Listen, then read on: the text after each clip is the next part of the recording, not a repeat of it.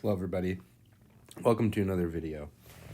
And in this video I am going to be covering how to find an inverse algebraically, and this is actually going to be an extension of what we were doing in our regular class meetings, where I think on Friday, January 20th, we started talking about section 1.7 on inverse functions.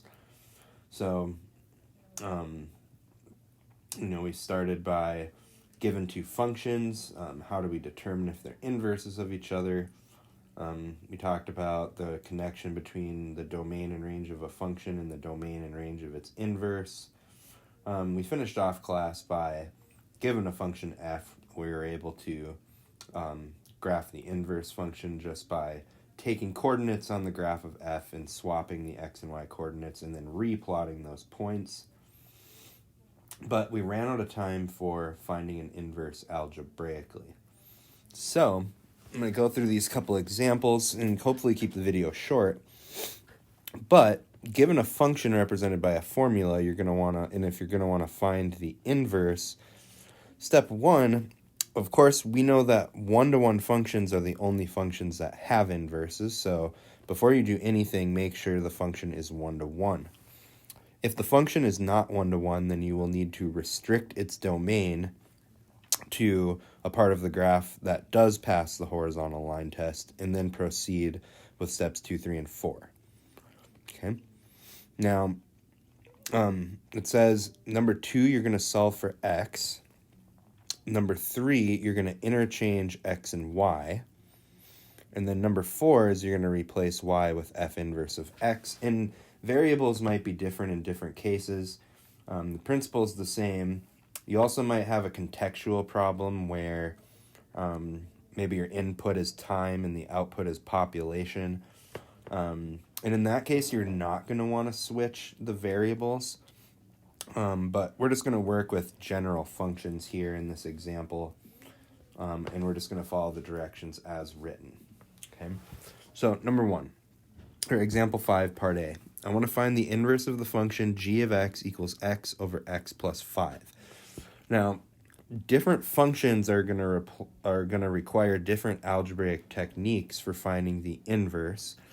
So the type of algebra you're going to be doing when finding the inverse might change from function to function, but the general process will not. Now, step 1 says make sure f is a one-to-one function. Okay, so what I'm going to do is I'm going to take the function g of x equals x over x plus 5. We'll graph it in Desmos. We'll convince ourselves it passes the horizontal line test, and therefore it's one-to-one, and then we're in business and ready to go to find its inverse. Okay, so I've plotted this function here in Desmos, and this is just with the standard viewing window. And the graph is actually made up of 2 parts. One part is to the left of -5, and the other part is to the right of -5. This is a special type of function called a rational function, which we are going to revisit functions of this type and classify them in a later section. Now, I can zoom out a little bit or zoom in, and we can certainly start thinking about any horizontal line on the graph and trying to figure out how many times it's going to intersect the graph of this function. So for instance, I could just graph the horizontal line, say y equals 5 to start, and you'll see that no matter where I move this horizontal line, you're only going to intersect the graph at most one time. Okay?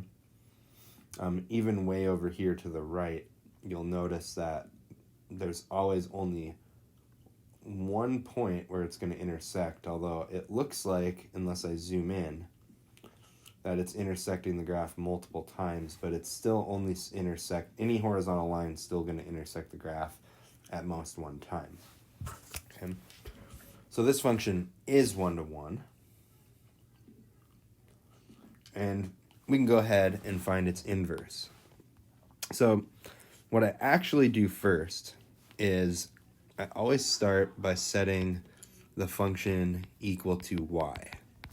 Okay, so we're going to set x over x plus 5 equal to y because usually y is the variable that we use for outputs.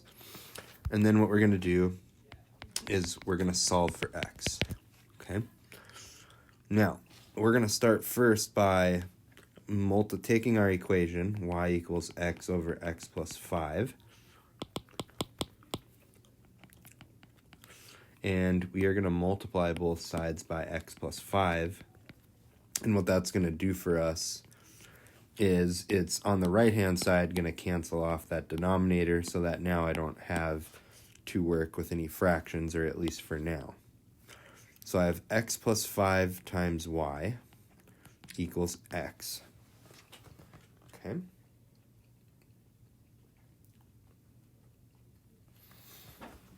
Now what we're going to have to do, on the left-hand side, we're going to go ahead and distribute the y to the 5 and the x.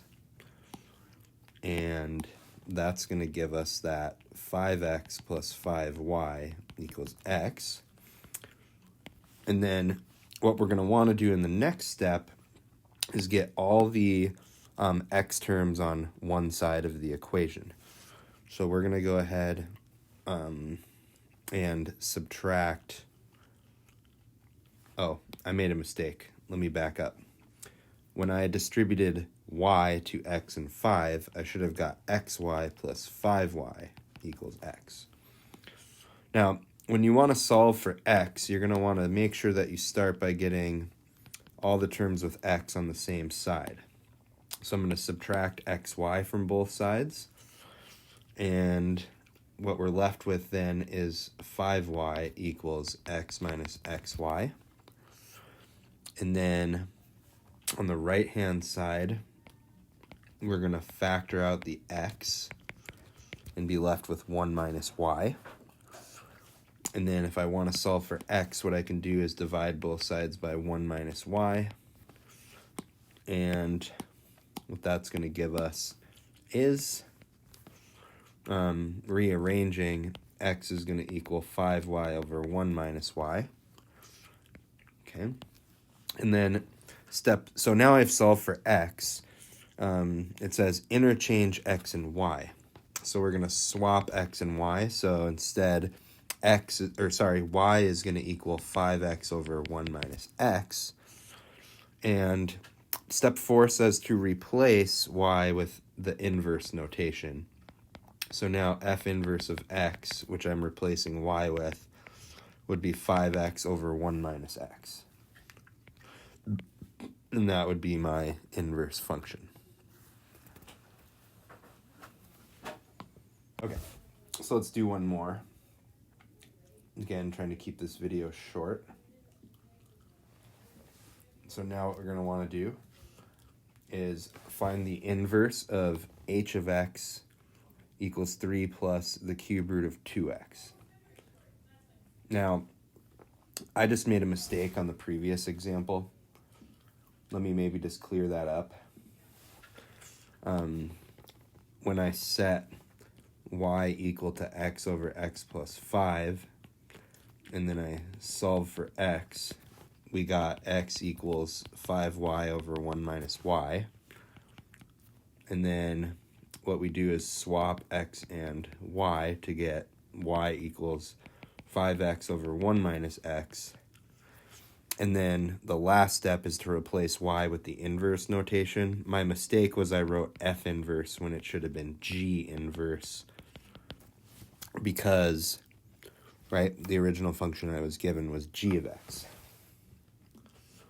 Okay, so sorry about that mistake. Now it says, find the inverse of h of x, which is going to be 3 plus the cube root of 2x.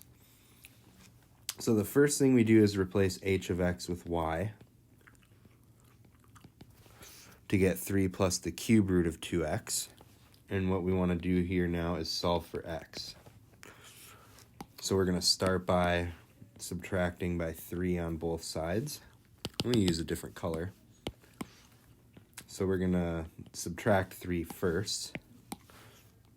And that's going to give us y minus 3 is equal to the cube root of 2x. Okay.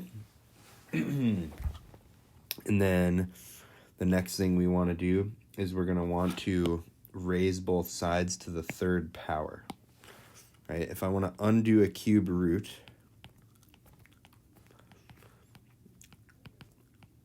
we're going to go ahead and raise both sides to the third power so that we get y minus 3 cubed is equal to, and then the third power cancels out the cube and I get 2x. And the last step to solve for x would be to divide both sides by 2. Okay? So we solve for x, and then the next step is to swap out or replace x and y. So what I did, we switched x and y, or swapped, I should say.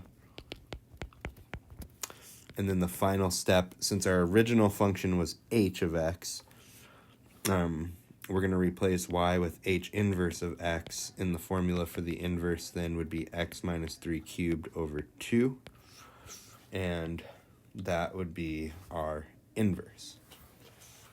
And furthermore, let's just go into Desmos and make sure that the graphs of these functions do indeed look like inverses of each other. Okay, so here we go. In red, I have the original function h of x. And then in green, I have the equation for the inverse that we just found. And we know that the graph of a function and its inverse are reflections of each other over the line y equals x. And I think that you guys can convince yourselves that the red graph and the green graph are mirror images of each other over that line. So I did indeed find the right inverse. But again, the steps are: set the equation of the function equal to y, solve for x. Once you solve for x, you're going to swap x and y, and then you're going to replace y with the inverse function notation for the win. But that's all I wanted to do. That was the last thing we didn't finish. So if you're watching, thank you. I appreciate it. If you have questions, let me know. Otherwise, take care. Until next time.